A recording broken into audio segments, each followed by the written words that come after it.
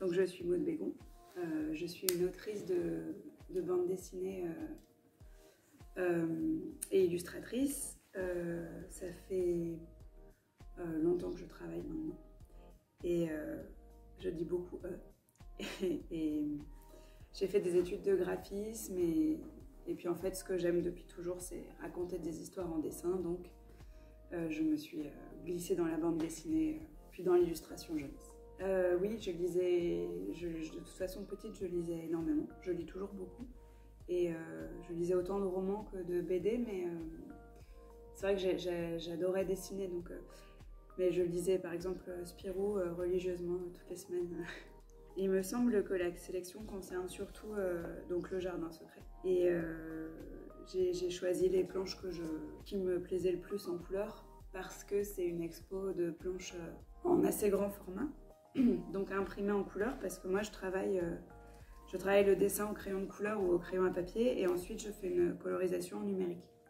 Et donc pour des planches en grand format, on a choisi de prendre des planches en couleur sur lesquelles j'ai enlevé le texte et les bulles.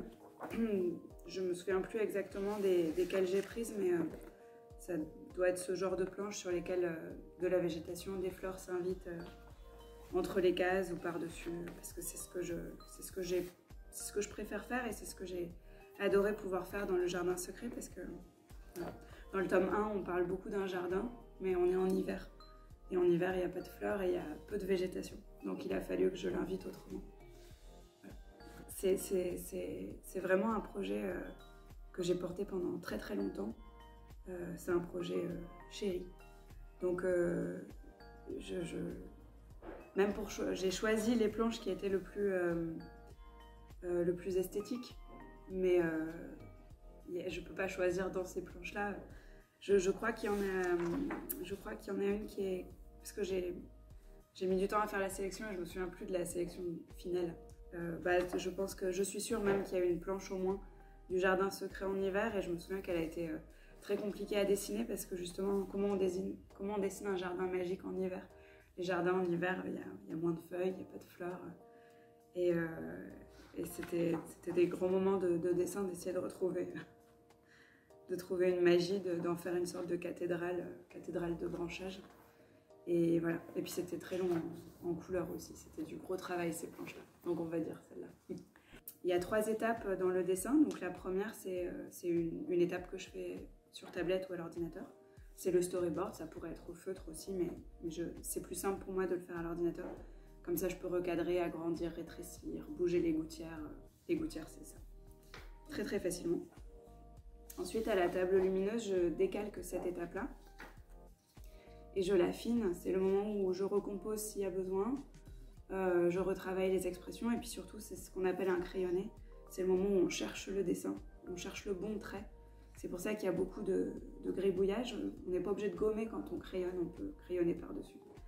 Et j'utilise des crayons de couleurs différentes, ça m'aide à différencier justement les niveaux de détail et de dessin. Et ensuite, je décalque. Enfin, sur la table lumineuse, j'ai celle-là en dessous, j'ai une feuille propre par-dessus. Et je choisis les traits qui resteront. Donc ça, c'est ce qu'on appelle le dessin définitif. Ce dessin-là, je le scanne. Et ensuite vient l'étape de la mise en couleur en numérique. Donc tout est instinctif, j'ai pas de palette, ce qu'on a pu me reprocher au début de ma carrière d'ailleurs, de mettre un peu toutes les couleurs. Mais voilà, c'est au nez, donc j'ai pas de technique vraiment, j'essaye beaucoup et puis au bout d'un moment je trouve ce qui me plaît et je le décline sur toutes les pages de la scène, et puis arrive une autre scène, il va falloir retrouver l'ambiance qui va me plaire. C'est de la peinture numérique en fait. Au moment où donc il y a de longues années, au moment où j'ai commencé à chercher à améliorer un peu ma façon de mettre en couleur, j'avais beaucoup regardé les tableaux des impressionnistes, leur travail de la lumière et tout ça. Et donc ça, c'est toujours présent dans la façon dont je vais mettre en couleur. Il y a ce travail d'ombre colorée qui me vient d'eux. Je sais que j'avais énormément regardé le travail de Félix Vallotton. Pour les plantes, en fait, j'étais pas à la bonne saison à chaque fois. Je dessinais un peu en avance. je pouvais pas encore regarder le printemps parce que c'était l'hiver au moment où je le dessinais. Et après, je le mettais en couleur, mais c'était l'été. Enfin, ça allait jamais. Donc, j'ai regardé sur Instagram. C'est magique. Il y a des jardins anglais qui ont des comptes Instagram.